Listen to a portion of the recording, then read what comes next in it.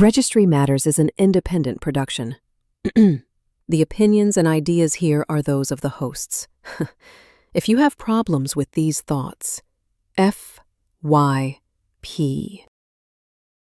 Recording live from FYP Studios East and West, transmitting across the internet. This is episode.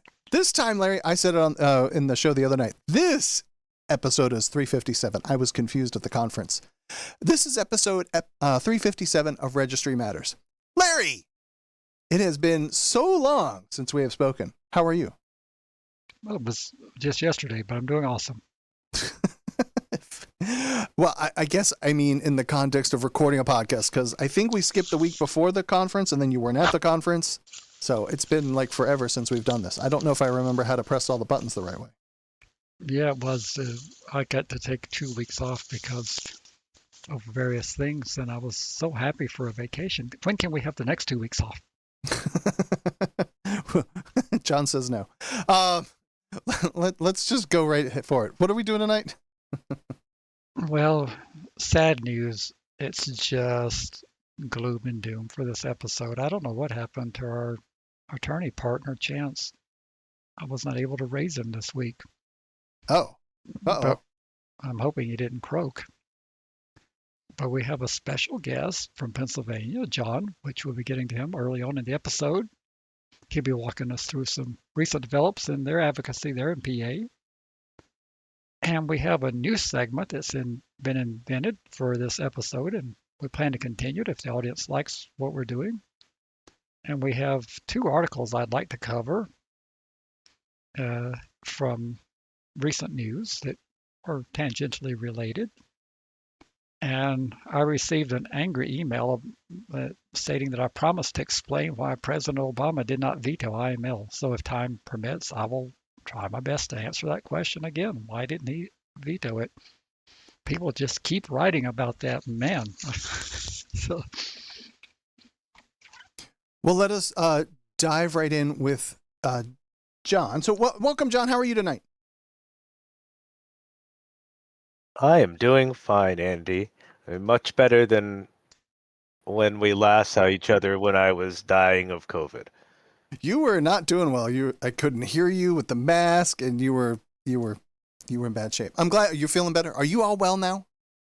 I woke up this morning for the first time without a coughing fit, so I think that's probably in the right direction. Well, that's awesome. Well, here's the proper introduction. So you are John Daw, and you are the managing director at the Pennsylvania Association for Rational PFR Laws. I don't like using sexual offense, but PFR Laws, where he uses his personal experience as a person who is both a survivor and perpetrator of sexual harm to help others with similar life consequences to live healthy and productive lives through recovery coaching. He has a master's in nonprofit administration, which I heard earlier is similar to an MBA, not NBA, not basketball, but it's for nonprofits. You are a certified nonprofit professional with additional graduate certificates in leadership, governance, and fundraising. And NARSAL recently recognized Mr. Daw as its 2025 Advocate of the Year at its annual conference in Atlanta. So welcome again, sir. How are you? All right. Yeah, in Atlanta, that conference that Larry didn't go to. That's the one. He skipped out just so that he snubbed you from getting the award. I think we should have had a cardboard cutout or something of him, and he could have been behind the FYP table, and we just could have had little signs that people held up next to him, like doom and gloom, or that would have worked quite well. All right. Well, so you guys in Parsal had a fairly significant event on Tuesday. Is that correct? What happened? We did. Here's the whole backstory. About 30 years ago, and now I guess 10 days. So 30 years. Not to be 10 specific. days ago. Not to be specific. Pennsylvania's then governor, later Homeland Security Secretary Tom Ridge, signed into law Pennsylvania's Megan's Law, which established the first conviction registry here in Pennsylvania. So this past Tuesday, Parsal held an information day and media event at the Pennsylvania State Capitol, just steps from the governor's office, to, quote, commemorate, unquote, this, our staff and volunteers showed up with Windows 95 CDs, a floppy disk drive, and posters for Apollo 13, the TV show ER, Alanis Morissette's debut album, all of these, Fantastic. all of these things from 30 years ago. 30 years ago being 1995. And I think we very effectively showed that pretty much everything in our lives has changed since 1995. You think about just the Windows 95 thing and the floppy disks. I mean, 25% of Americans had home internet access, and a much smaller portion of those had high-speed internet access. And now we have devices in our pockets. I mean, the podcast listeners can't see that I'm holding up my phone, but that are hundreds of times more powerful than the computers we had back then. But the registry laws remain rooted in the 1995 zeitgeist and the culture of that era. Good choice of words. Yeah, that would actually be. You're pretty tech inclined. So, what was the internet like in '95? I don't know. I had AOL dial-up. Yeah, I had dial-up too. I was in the army and actually I was in Korea in 1995, so I didn't have a lot of internet access when I was in Korea. Well, like you said though, so 30 years and a few days ago, it's been since Megan's Law took effect in Pennsylvania, and it's the same as it is in so many states. The registry was built for another era, and for a lot of folks that are forced to register, it feels like time has simply frozen for the law. And honestly, I would say that it's gotten significantly worse in places like Florida. And so I want you to dive in here, John. Has anything truly changed in your view for people on these registries over those years, or is everything pretty much stuck as it was in 1995? I mean, you're absolutely right, Andy. It's gotten worse. I mean, in 1995, because there was not a robust internet, there wasn't a there. If you, I mean, there was a public registry, but if you wanted to know if your neighbor or anyone near you was on the registry, you had to go to the police station, and they got a big binder out, and you paged through it. Now you can open on your phone in less than 15 seconds, everybody in the state. In Pennsylvania, there's more than 24,000 people on the registry here.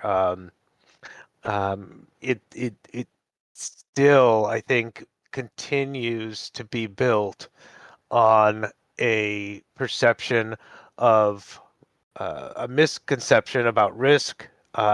It's a one size fits all model. This is all things that I'm sure our listeners know, but it's built. We've gone 30 years, and what's happened in those 30 years is 30 years of research on its effectiveness, on the best way to prevent sexual harm, the best methods to treat individuals who cause sexual harm and prevent them from committing or causing additional harm. Um, but we still are rooted in that 1995 idea that we just treat everybody the exact same way and go from there. Well, at the heart of today's events and advocacy is this idea of modernization. And it sounds great in theory, but for people living under these rules, what would a modernization really mean for them on a day-to-day basis? I mean, we were talking a little bit in pre-show that people keep mailing Larry about IML stuff, and they're like, I would like to go visit France. And it's like, we've people living under bridges in Florida. It's like, I mean, there's not a lot of parity there. You have people who are about to lose their SNAP benefits, to go on a teeny tangent, but you got people who can't not function, who are restricted from daily functioning so bad. And then, so what would modernization look like for them? Sure, Andy. At its core, modernization would mean shifting away from the forever punishment mindset.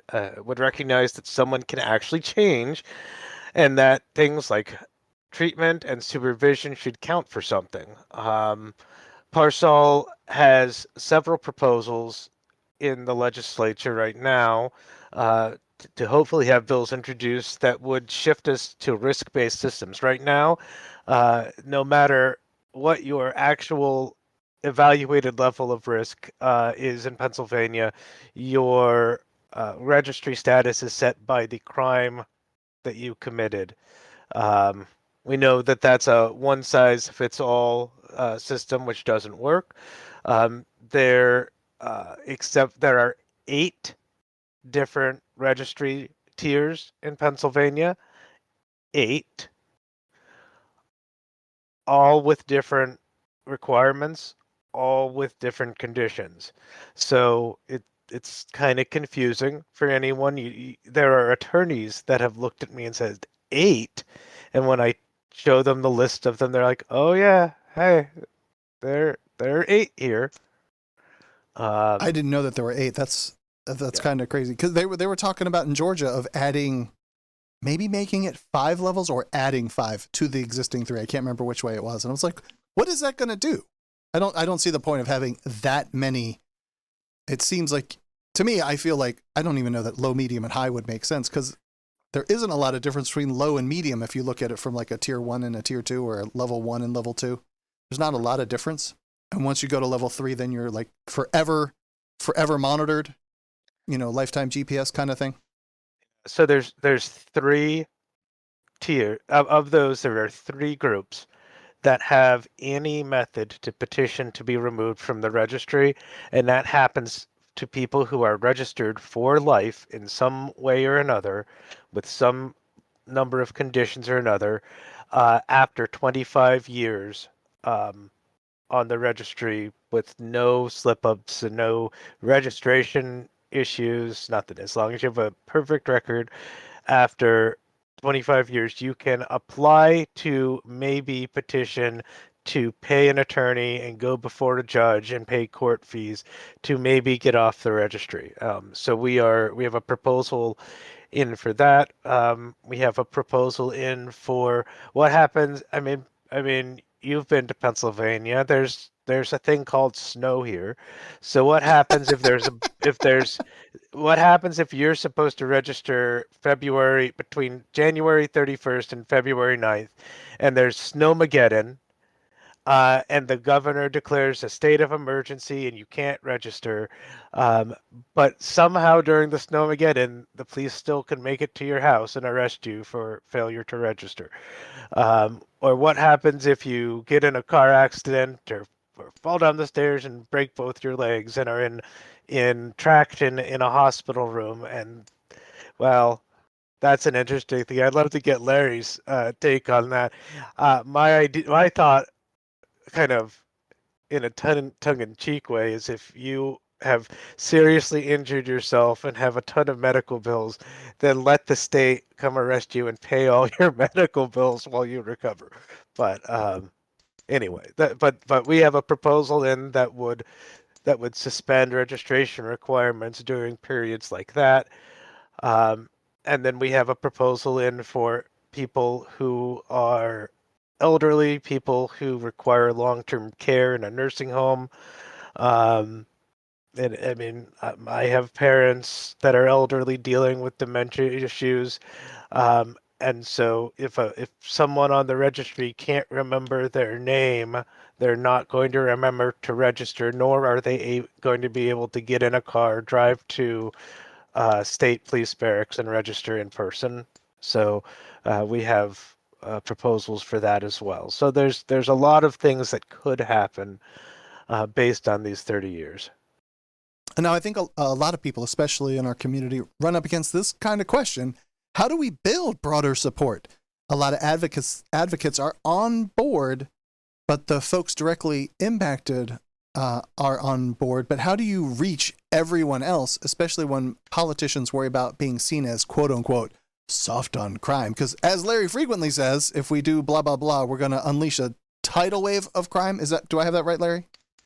Precisely. You have a good memory. I do. I try to. John, so what's the answer to that? That's where practical strategy comes in. One piece is education.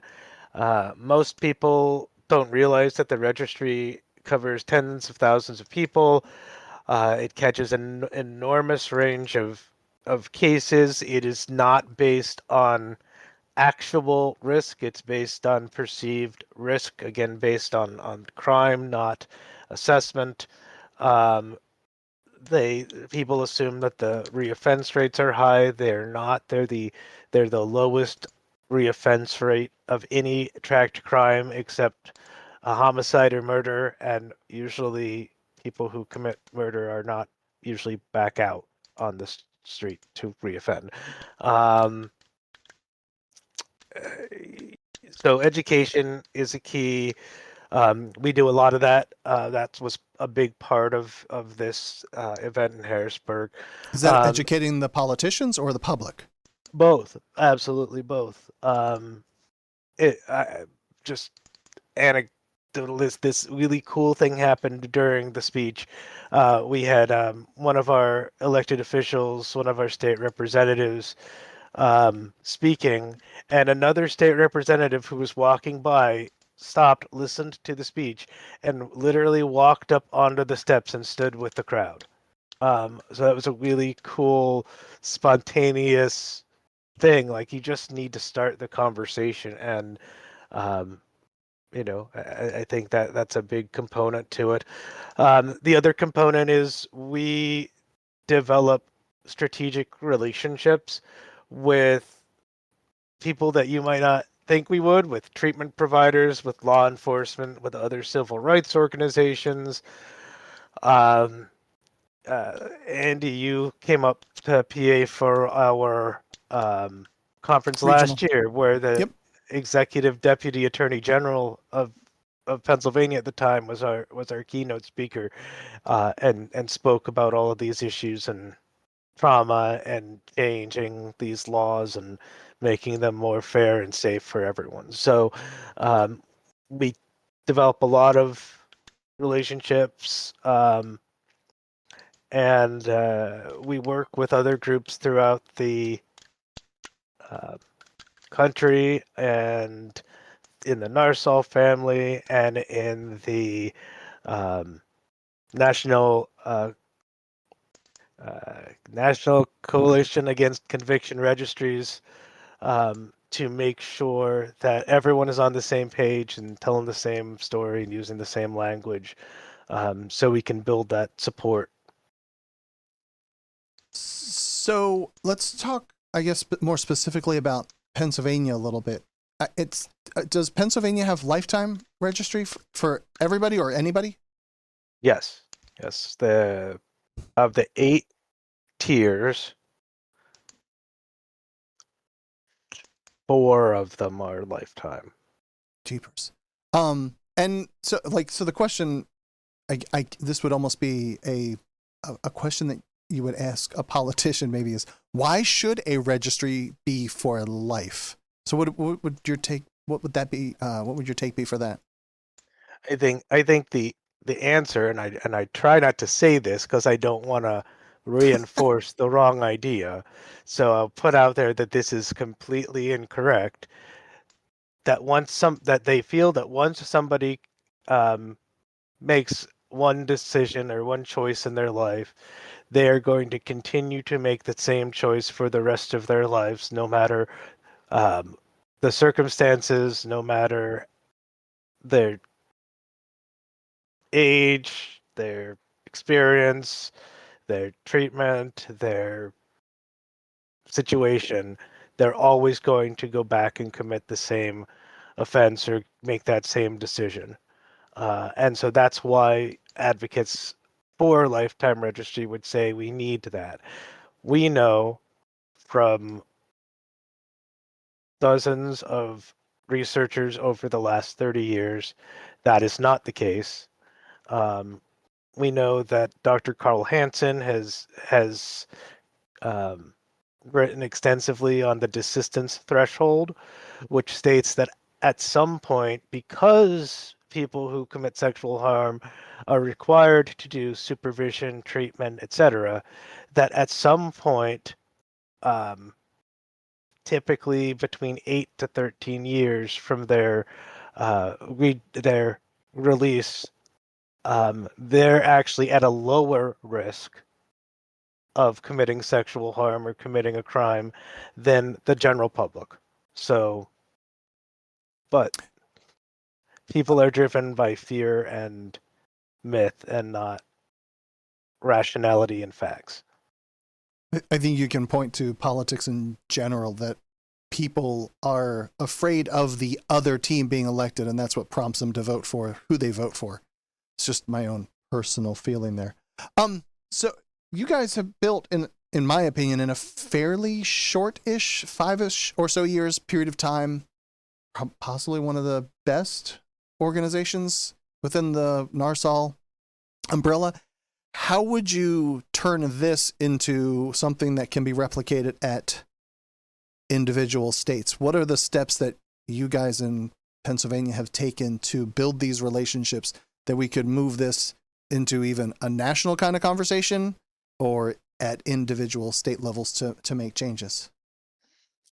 Well, I think the first thing that has to happen in any organization like ours in any state is people need to get involved who have gotten through their own stuff. I'll say stuff. I don't know if I can say other things on here. You can say whatever you want. All right. Well, so you've got to get through your own shit before you can help other people. I thought you were going to say something bad. And one of the things that we see is people get involved because they're very emotional and they want to do something. But they're in it because they're in trouble or their kids in trouble and they want justice for their kid. They don't care. I shouldn't say they don't care. It's not their focus to change the law for everyone.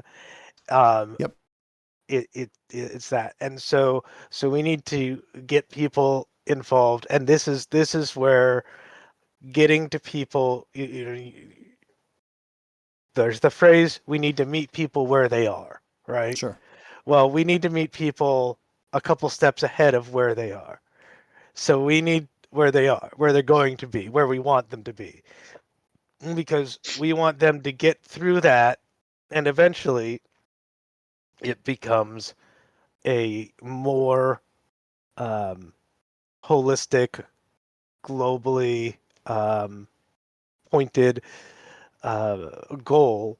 And so we need people to get involved at that level.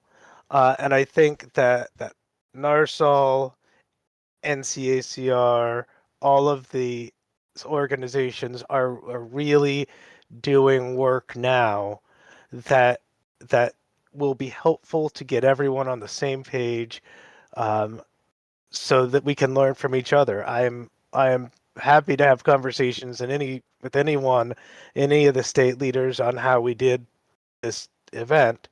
But we also need to, as a movement and as movement leaders, understand that we all live in different states, all with different political environments, all with different laws, all with different things. So what works in Pennsylvania is probably not going to work in Alabama, you know, and what works in Florida, it has a huge NARSOL affiliate and a huge organization, is not going to work in Indiana, where there's just a handful of people. And then I think that we need to develop inspired advocates from, which can be anybody who cares about the cause, to volunteer, to write letters, op-eds, tell their story. We'll coach them on how to tell their story. Amber Valangas did a wonderful workshop at the NARSOL conference on storytelling that people can see on YouTube as soon as Andy gets it figured out and posted. But when real people speak up, it makes a difference. It's slow work, but the more the public sees people forced to register as neighbors and not monsters, the more likely change will be. and happen. That's perfect. So for someone newly facing the registry or feeling isolated, what do you have as any sort of practical words for them? Don't isolate. Don't isolate. Don't isolate. So you're saying don't are isolate. right. There are fearless support groups. There are restorative circles programs. There are the NARSOL social network connections. There's this the Registry Matters Discord server. There are all of the sorts of places where people who get it will help you. Perfect. How about as a final piece, could you give me, I mean, I don't want to out anyone. I don't want to, as far as who was in attendance at your event, but I mean, it's you on have, YouTube, but yeah, I get that. I'm just, I was talking to Larry and I shared something and he's like, I wouldn't ever say that publicly. So how are you guys able to affect change effectively in Pennsylvania? And then I will turn all of this over to Larry if Larry has some questions that he wants to toss at you, because he's so much more adept at this field. Like, he seems like he's in the exact same arena that you are. sure. The high level strategy is we have limited resources. We have very, very limited resources. So we have to pick and choose the most effective pathway to influence. And for us, that is the House Judiciary Committee. They have an open door policy. You can talk to the people on that committee. And the way legislation works is that pretty much anything that has to do with the registry is going to go to the Judiciary Committee in the House or the Senate, and ultimately in the House. And so by developing good relationships with leadership on that committee, we've been able to effectively make sure that everybody in leadership understands our position and understands the facts and not the myths. So at our rally, we had State Representative Emily Kincaid from the greater Pittsburgh area, and we had Chairman of the Judiciary Committee, Representative Tim Briggs from Montgomery County, which is right outside of Philadelphia, where the King of Prussia Mall is. The second largest mall on the East Coast is there. And they both spoke in support of Parsol, in support of our bills, in support of registry modernization. And it was just an amazing opportunity. And they helped us reserve the capital, and they helped us get the space that we had, and they helped us invite other people. And That's awesome. that's taken years of relationship development. But if you find people who get it, it's not a stretch for them to go out on a limb and help, because it's all about creating a safer Pennsylvania for them. Awesome. Thank you for all of that. Larry, do you want to chime in with questions, concerns, comments, complaints? I just love what I heard from John, because some of that is echoing what I've said for many episodes now about relationship building. Now, Pennsylvania is a much larger state. I don't know the population, but it's at least 5 times the size of New Mexico. And he It's said 11-ish million, 12 million? yeah, it's 5 to 6 times our size. He said it's very open and accessible. I think if I remember right, it's a full-time legislature. They meet Yes. most of the year.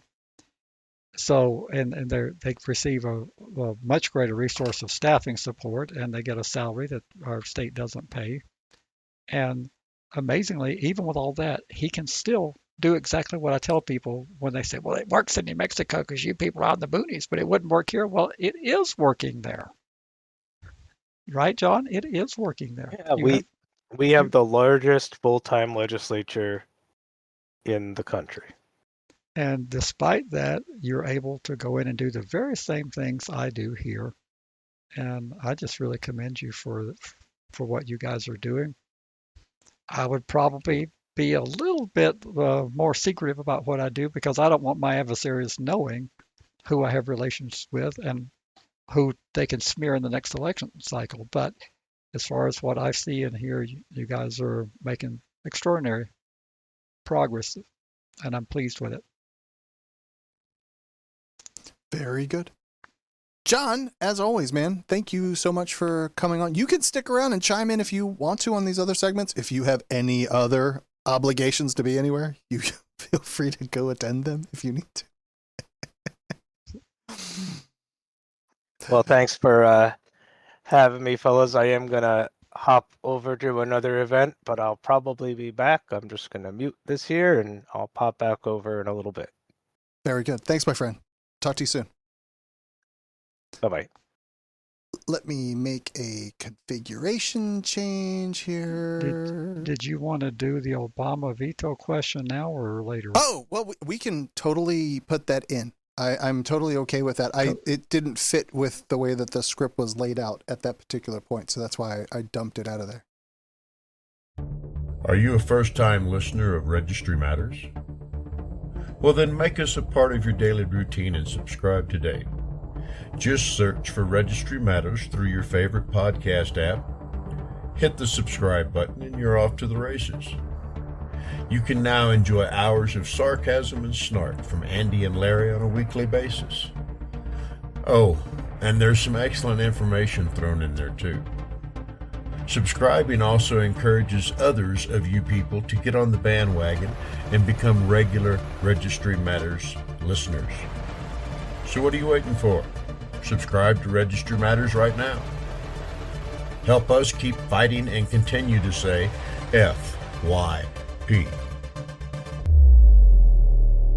Okay, well, I was trying to find a place for it, but while you're configuring, I can tell people it shouldn't take very long. The reason why the president didn't veto it is IML was passed in 2016, which is an election year. Every 2 years, in the even number of years, we elect 1/3 of the Senate and the entire House of Representatives. And President Obama was a lame duck at that time. He had served his 2 terms. He was in the final year of his 2nd term. And he didn't have a lot to offer people in the Democrat Party. He was not going to get any Republican votes to sustain his veto if he had such inclinations, which he did not, because he would not have been told that there was anything wrong with the legislation since it passed unanimously, or almost unanimously. But he didn't veto it because he would have put his party in an extraordinarily difficult position in an election year trying to sustain a veto, and he would have handed a campaign ad cycle for the rest of 2016 to how these Democrats are pro-sex offenders. And that's why he didn't veto it. It's really straightforward politics. He did not have the political capital as a lame duck president to lean on his party members to support a veto that he didn't even think that he should issue because nobody told him, and it would have put his caucus in extreme danger electorally, and he just wasn't going to do that. No president would. Totally understand. Makes perfect sense. Shall we move along then? Sure. What's this new segments cockamania that you've dreamed It up? is a segment that I am putting together manually by hand without any assistance from anybody else or anything else. I see. Well, what I want to talk about, though, is life after probation. So it's when a PFR finally finishes their sentence and is moving forward. What should folks keep in mind? You want me to answer this? You are the expert explainer-in-chief about all things criminal justice, pre, post, during, after, prison, court, all that stuff. After they've spent their $100,000 defending themselves and still end up going to prison and get on the registry for their life, all that. Well, if you finish PFR probation in most states, that's huge because they are destined to find a way to violate most individuals. So that's been years of reporting and restrictions and constant stress of worrying about small mistakes that can put you back in court and possibly prison. So when that ends, it's a huge relief and weight off of their shoulders, I'm quite sure. I know it was in It my was in case. my case. And so in this example, the person that we are kind of like modeling this after didn't have to register after probation. Now that's going to surprise some people, I'm sure. Can you walk us through how that could be possible, that a person ends up with, a PFR type conviction, but then doesn't end up on the registry after their supervision? Sure, I can do that. So not every sexual offense will trigger a duty to register. For example, in many states, practically I think all states, indecent exposure is a crime, but it doesn't put you on the registry in many states unless it's in the presence of a minor where a minor could have seen it, or if it's your second or third or fourth conviction. So each state sets its own rules for what triggers a duty to register. And sometimes there'll be plea negotiations for getting a plea that will lead to an offense that doesn't require registration. For example, the person might plead to contributing to the delinquency of a minor when they actually had unlawful sex with a minor, and that still gives the state their felony conviction, but it would not trigger in my state a registration obligation. It would trigger it in many states because they have that inclusive category of if it was sexually motivated, there's a separate finding. But in my state, it must be on the list. So there's ways that you can avoid registration. And now just quick, I remember movies back in the day, and it's just like boys being boys or whatever, and there's a school bus going by, and like the jocks put their behinds out the window, they're mooning the cars as they're driving by. Well, that would be considered indecent exposure, wouldn't it? It would, and they did that back in my days, back in the when you guys were riding chuck that. wagons? Yeah, we did that from horseback. That would be hard to do. But that would also be not. You just stand up and drop your bloomers. But that wouldn't be sexually motivated necessarily, right? No, you were just trying to get the shock value of it. So if someone is eligible to avoid registration, it often comes down to what? Sentencing, negotiations, a tarot card reading, Rochambeau, rock, paper, scissors, maybe legal defense strategies?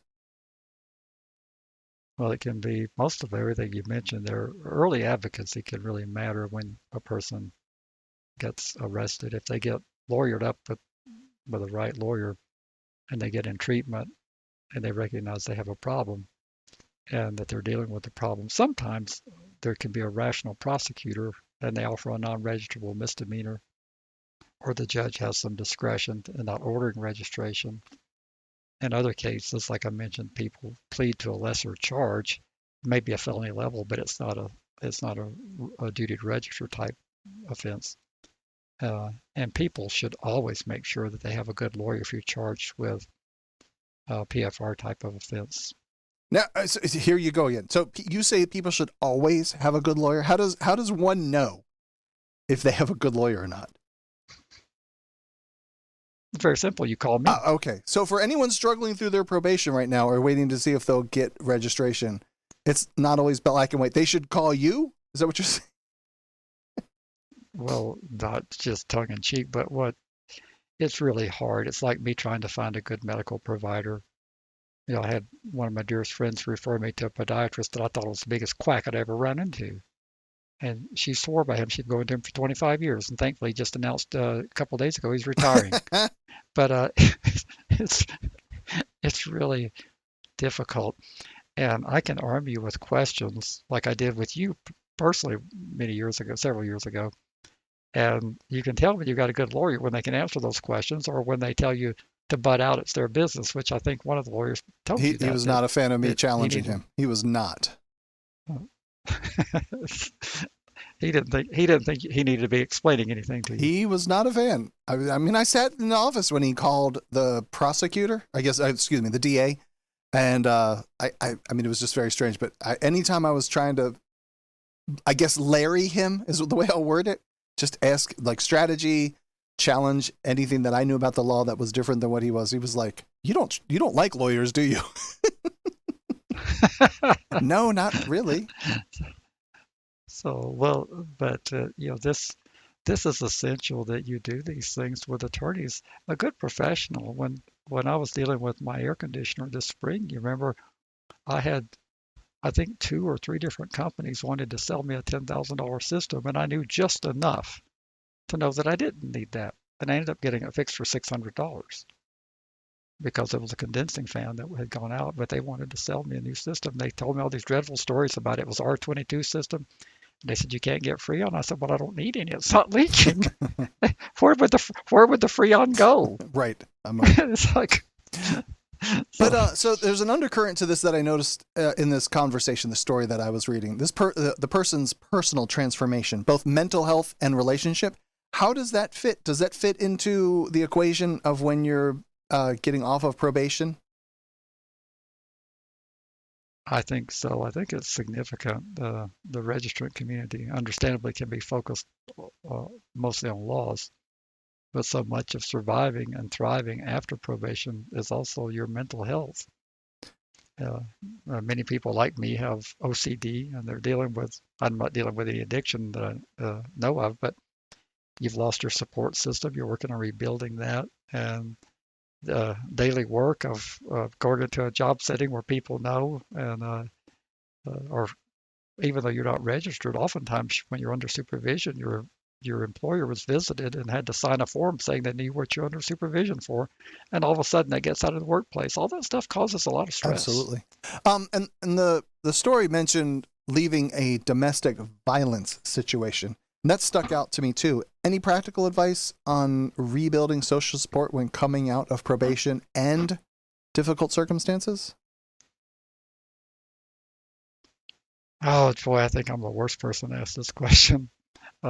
Start small, toxic relationships, even without the PR situation, can isolate a person. I've been told that by people who have toxic home lives, and find at least a supportive person or two to be in your life, maybe an AA sponsor or a therapist, or even online connections. I've heard are very attractive these days to folks. I've heard even people get married online and from meeting someone online. Have you heard that? I have. So literally though, how would that be super different than people only being pen pals with a person in prison and they get married? I knew a dude in Georgia that had gotten married in prison to a person that he was only a pen pal with, and then the person starts doing visitation, which I realize now you have visits.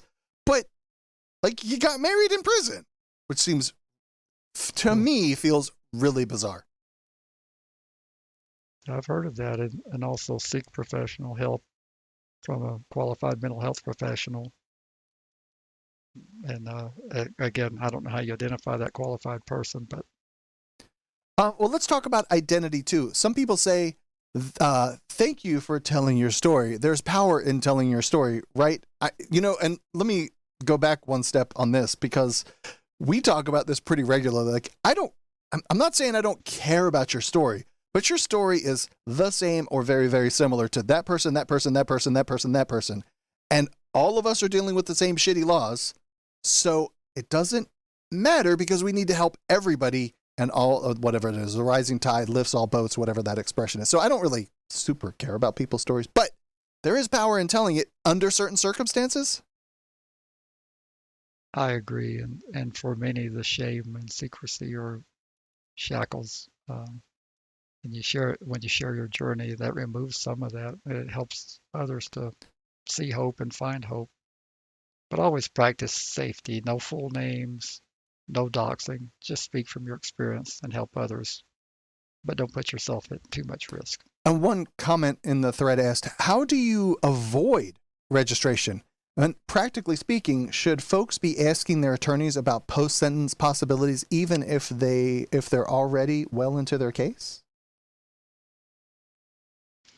That's a good question, because laws do change very commonly. And it's very rare that they take an offense off of the list of registrable offenses. More likely they're going to add offenses. But it may be that the law has changed to allow you a post-conviction remedy. You may have found some evidence that's something that would give you an opportunity to eradicate your conviction, or you just may be able to petition for removal after a specified period of time. or achieving certain milestones like completing therapy with a specified period of time. It varies a lot from state to state, and some states don't have a process like we don't, but we have some offenses where you just time out. So it's just worth talking to a qualified lawyer, as I've said previously. Now, if you don't mind, again, you are the person, the practical expert on this stuff, of what a person should do when they're transitioning out. Can you give us some kind of basic list of your after probation checklist? One of the things I harp on here is the first point is make sure you have official paperwork when you're done, because contrary to popular belief, the NCIC can be wrong. Stuff can be reported incorrectly in the NCIC, and your paperwork is important to have that you completed successfully. In my state, you have to present that to the county clerk. Now, the probation, the Department of Corrections is supposed to send it to the county clerk saying that you were eligible to vote again. But you need that documentation in case that part of the bureaucracy is broken down. So get the documentation, keep the documentation.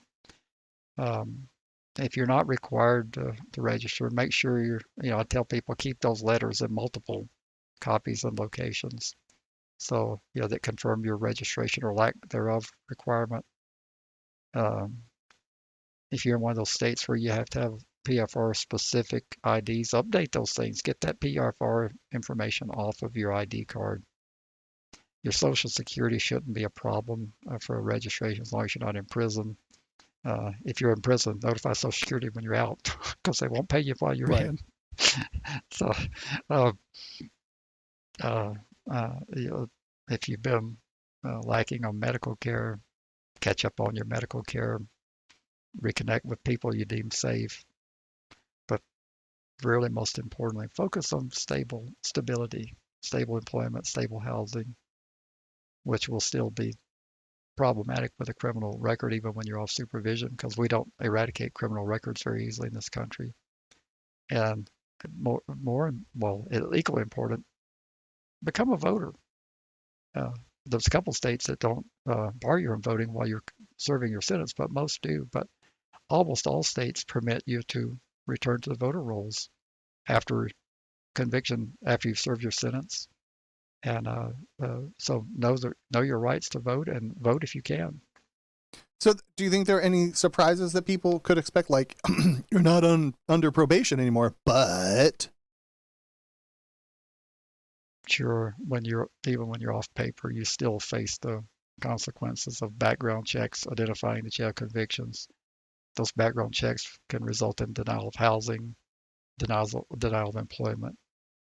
So be prepared for a gradual process. It's not going to be overnight, but if you can secure some stable employment, not even in your chosen profession at the salary you want, but if you come to me as an employer and you've been working stable somewhere else, even if I've discovered your background, I'm going to be impressed with that stability. So that's important. Do you think that you're different? Like you're in a position where you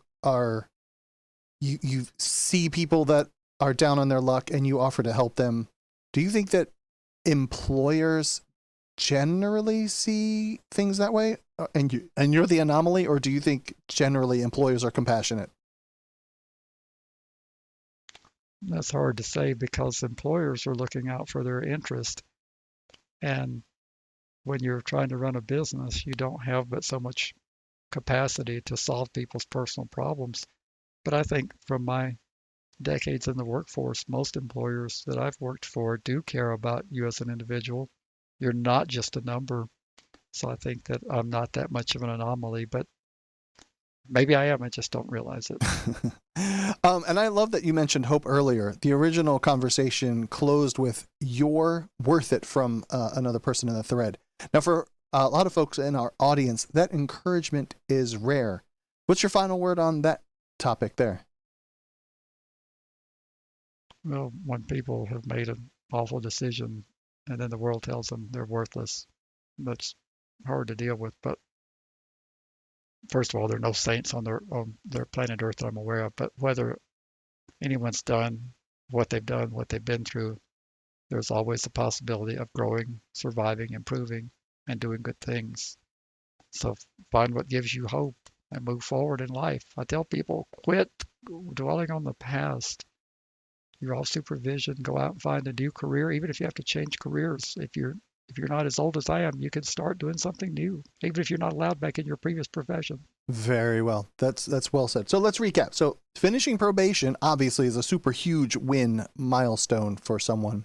Registration isn't always required for everybody, but the path forward is never the same for two people, meaning my situation is very different than someone else's, and you can't directly compare. There may be similarities. Lean into support, legal advice, and mental health care, and keep telling that story to people that will listen to it and those that can actually make change. We're like, if you're telling our people, it's kind of preaching to the choir, which isn't really, look, man, we're all just trying to make it day to day. And don't forget, there's a community pulling for you, sometimes in person, sometimes online. But I'm one of those people. I'm pulling for you. I want you to make all the money you can earn, because I have my pod every month waiting for a check from the government, and I need that coffer filled with your tax dollars so I can collect that money. I understand. All right, well, you threw this article in here that says, and it's from Courthouse News Service, liberal justices slam Supreme Court approval of nitrogen gas execution in Alabama. In a graphic dissent, Justice Sotomayor, one of those liberal, pointy-headed, communist-loving people, invited readers to imagine themselves in the shoes of a man Alabama executed on Thursday.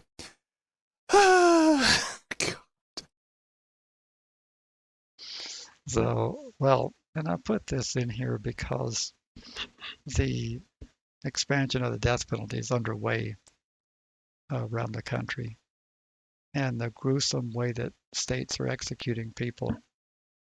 Folks, you go ahead and vote for these folks that promise you law and order, and you are going to be on the execution list next, because they're already putting PFRs type offenses on the list. I think they did so in Florida already, correct? I think so. That sounds about right. Yeah. So, but yes, but the lambasting comes from a liberal communist sympathizer, and it's, what would you expect, from Sotomayor. But it says Justice Sonia Sotomayor lambasted her conservative colleagues for allowing Alabama to move forward with a nitrogen hypoxia execution. Is that the way you pronounce that? It is hypoxia. On Thursday, stating that the experimental method induces psychological terror and violates the mandate against cruel and unusual punishment. Now, folks, listen carefully. The liberals believe that there is a such thing as cruel and unusual punishment. Sotomayor said, take out your phone, go to the clock app, and find the stopwatch. And then we'll get into more about how much time you would have to watch your stopwatch for further as we go. All right. And not just Sotomayor. She was joined by Justices Elena Kagan and Ketanji Brown Jackson. Of course, the other communist justices there. Sotomayor instructed readers to watch the seconds count up on the stopwatch until how long? The 4-minute mark. Now imagine for that entire time you are, well, if there only is nitrogen going into your lungs, which means there's no oxygen, the air is 74% nitrogen already. So you're only talking about, 15 or something percent oxygen is what I understand it to be. So if you're only getting nitrogen, that means you are suffocating. And Sotomayor wrote, you want to breathe. You have to breathe, but you are strapped to a gurney with a mask on your face, pumping your lungs with only nitrogen gas. Your mind knows the gas will kill you, but your body keeps telling you to breathe. This is disgusting.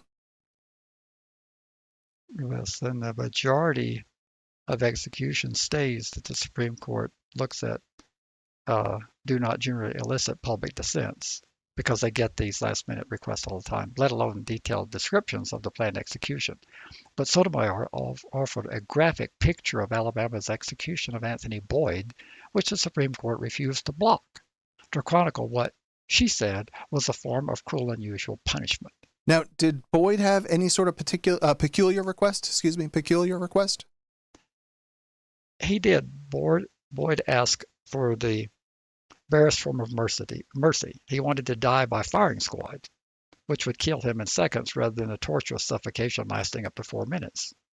And the Constitution would grant him that grace, Sotomayor said, but my colleagues do not. Now, before you get too many people in tears about this, Larry, keep in mind that Boyd was sentenced to death in 1995 in the murder of Gregory Hughley. I have no idea if that's pronounced properly, and I apologize if not. And he was burned alive over a whopping $200 debt. But in 1995, that was like $1 million today. Oh, not quite, but I would pronounce it Hughley the way you did. But Alabama was the first state to use this controversial method in 2024 to execute Kenneth Eugene Smith.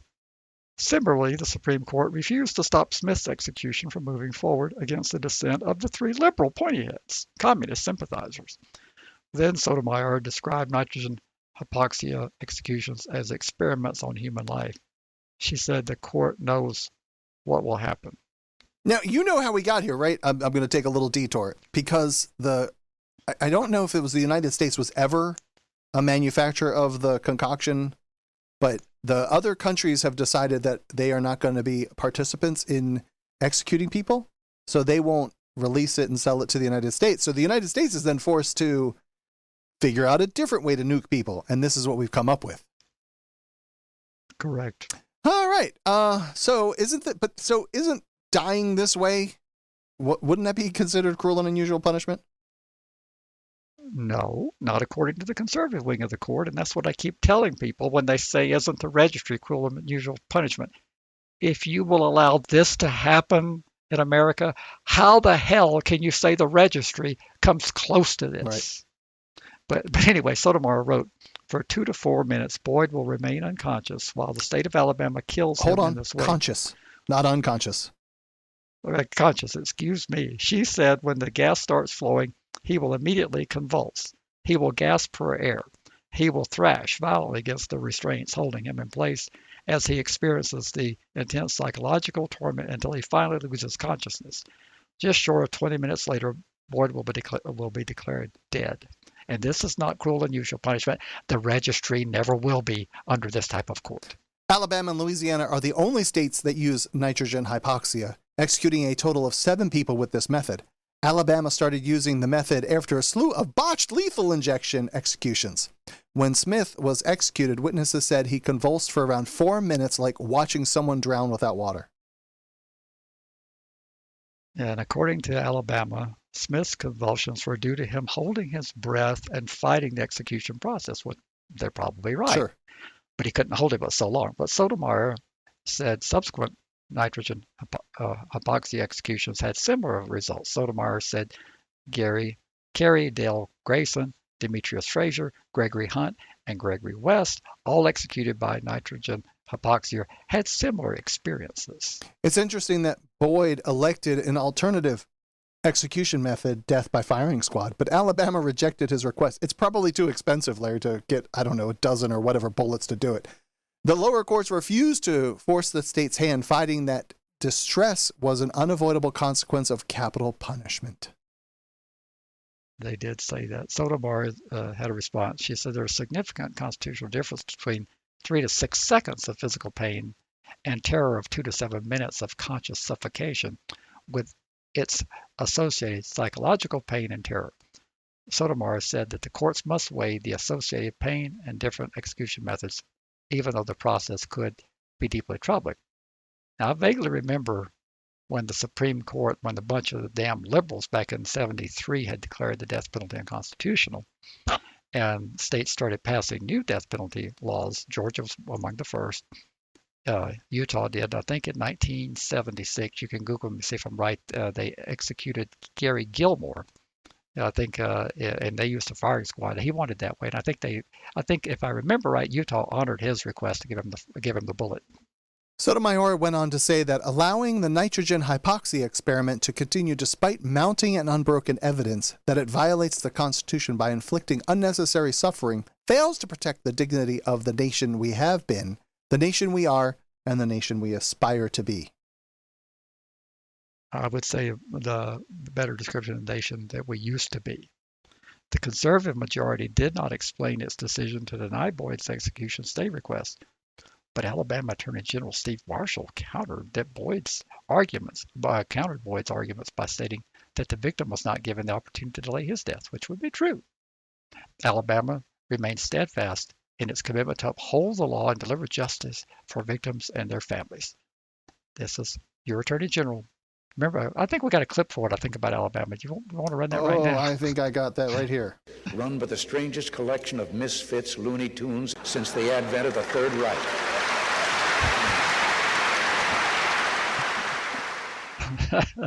But Marshall said in his statement, I am proud of my team's tireless dedication to that mission, and I pray that Gregory's loved ones may finally find peace in knowing that justice has been served.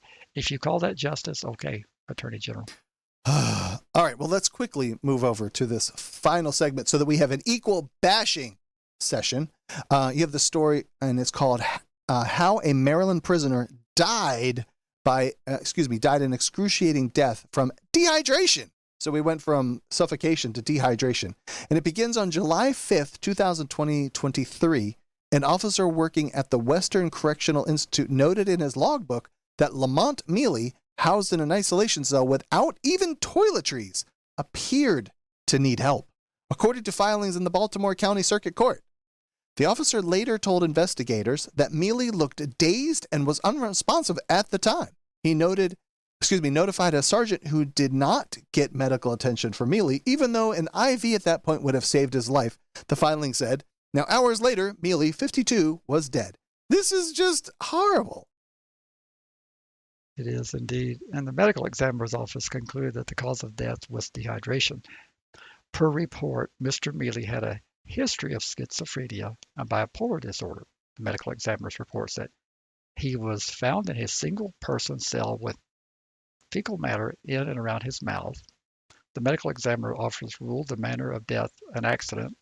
There was no signs of significant trauma, and the toxicology report for drugs and alcohol was they were both negative. They ruled it an accident? Like, to die by dehydration, that doesn't happen in a day, Larry. You don't die of dehydration in 24 hours. Oh, I know. So many of the details of the events leading up to what the lawsuit described as Mealy's slow and excruciatingly painful death were drawn from letters written by fellow prisoners who was housed nearby. By a fellow prisoner who was housed nearby. Danny Hoskins. I'm sure he's not getting any favorable attention now either. Hoskins filed complaints and wrote letters claiming that Mealy spent a week suffering in an isolation cell with no access to water, at times taunted by correctional officers. These are guys that had very broken upbringings, and they were bullied, and now they can turn around and bully people that are less than them. Now, and I remember, Andy, this is coming from the pure wind-driven state of Maryland. I know, right? I know. Is Maryland the pure wind-driven snow? I know. And this is disgusting because it doesn't matter. It seems like they're Looney Tunes, regardless of whether it's Alabama. So we're bashing Maryland also. The first complaint prompted correctional officers to come to Hoskins' cell and beat him. Wait, I'm sorry. You're too thirsty. Take a stick in the face. Well, sounds like a good idea. But before he was later transferred to the prison, to other prisons. Then he sent letters to the governor, the attorney general, and to Carolyn Scruggs, Secretary of Maryland Department of Public Safety and Correctional Services. Hoskins wrote, for years, the Western Correctional Institution has gotten away with murder, beatings, and pepper spraying of the black inmates over and over again. Hoskins wrote to the governor in a letter obtained by a legal team representing a member of Mealy's family. By the way, I'm a white man who has risked my life in this. What will you risk? Yeah, well, the Corrections Department investigated Hoskins' claims and disputed parts of his account. Of course they did. Can you imagine that they would dispute surprised. it? Yeah. Now, attorney Carrie Hansel, representing the family member, is arguing in a public record lawsuit related to the case that the relative is entitled to discovery. He wrote in a filing that the corrections secretary and her top lawyer were both made aware of the death but covered it up and did not disclose any of the wrongdoing to Mr. Mealy's family. The Department of Public Safety and Correctional Services, the attorney wrote, then stonewalled the family's public records request until they filed the lawsuit and engaged in an obvious and unlawful effort to hide the most incriminating evidence of what was done to Mr. Mealy. And in response to questions about the lawsuit, the department spokesman, Keith Martucci, said, quote, while the Maryland Department of Public Safety and Correctional Services is unable to comment on matters involving pending litigation, the health and safety of those in DPS CS is responsible for, as well as facility personnel remains the department's foremost priority. Now, I can certainly see that. Yes, they have that demonstrated it for sure. On March 20th, 2024, Hoskins wrote in a letter to Governor Wes Moore introducing himself as an inmate at Jessup Correctional Institution. I'm writing to inform you of a murder that was committed on or before July 5th, 2023 at the Western Correctional Institution in Cumberland, Maryland, he wrote. This murder was done by all white correctional officers of a single black male inmate. Hoskins wrote that he was housed in a cell adjoined by Mealy's, witnessed the events leading up to his death, and had repeatedly tried to get your employees to do something about it with no success.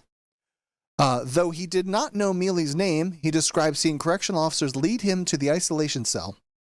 Mealy, Hoskins recalled, was struggling, being pulled from several directions one time by correction officers.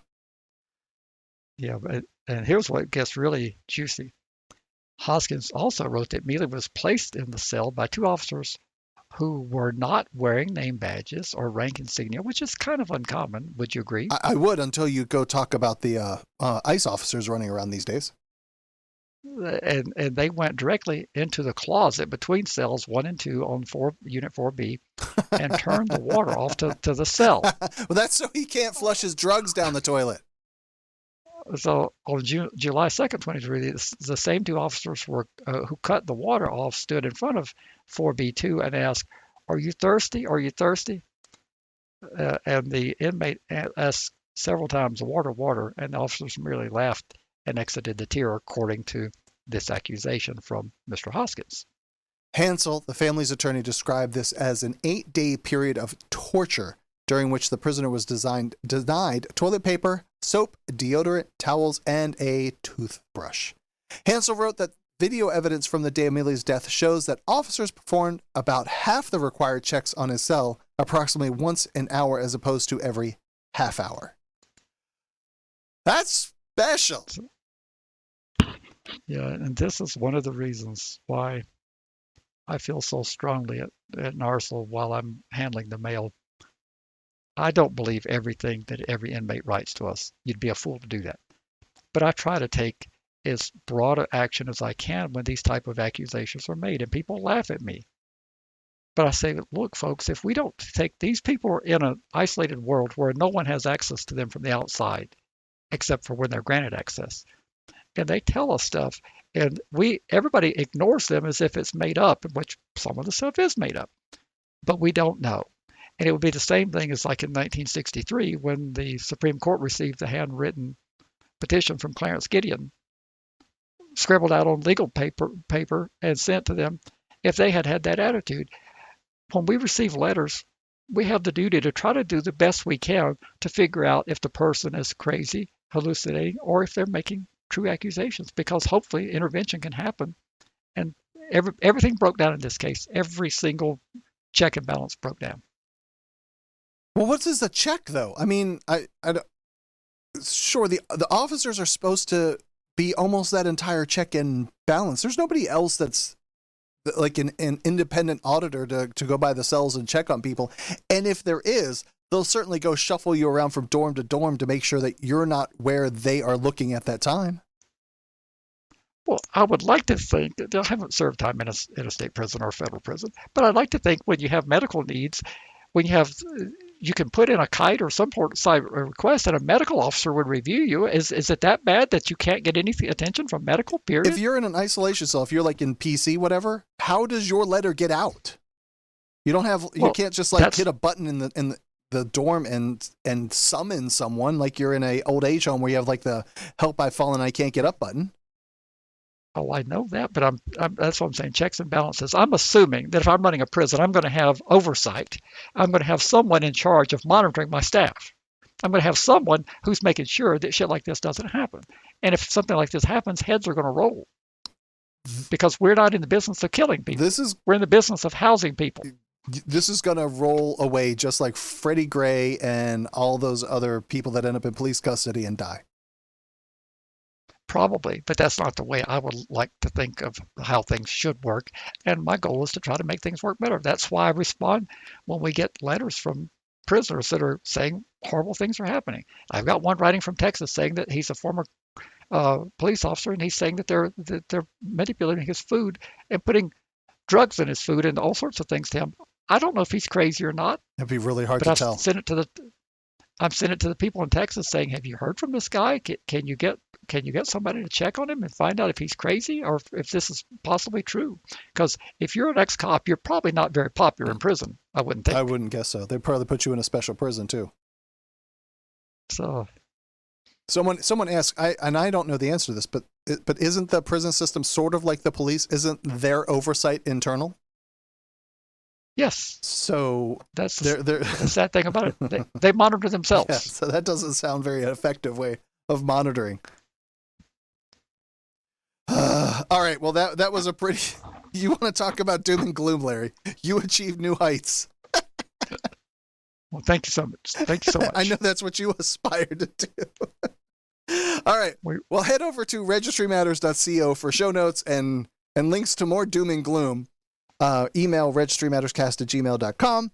You could send old-fashioned voicemail 747-227-4477. And as the people that are listening here tonight have done, and I appreciate them so very much, they became patrons at patreon.com/registrymatters. And any closing words before we go? I've got a political event next weekend, so hopefully we have a magic creation of content because I'll be occupied most of the afternoon on next Saturday. Gotcha. And also, I would like to say that, it's hard for me to show it all, but I'm going to lift it up. I am wearing one of the fine FYP shirts. This one says it's not punishment. It's just a civil regulatory scheme. And so you can find those over at fypeducation.org/shop. And I got nothing else, Larry, and I hope you have a fantastic weekend, and I will talk to you soon. Everyone that's listening, same to you as well. And one other thing, hey, we record these on Saturday nights, usually at 7 p.m. And if you want to listen in, you can just message me on Discord. I'll let you in. Some people show up late, and we start over for them. Just kidding, we don't do that. But otherwise, patrons get to listen to the show while we record it, and any outtakes and conversations with Larry and so forth afterwards. Have a good night, Larry. I'll talk to you soon. Good night. You've been listening to FYP.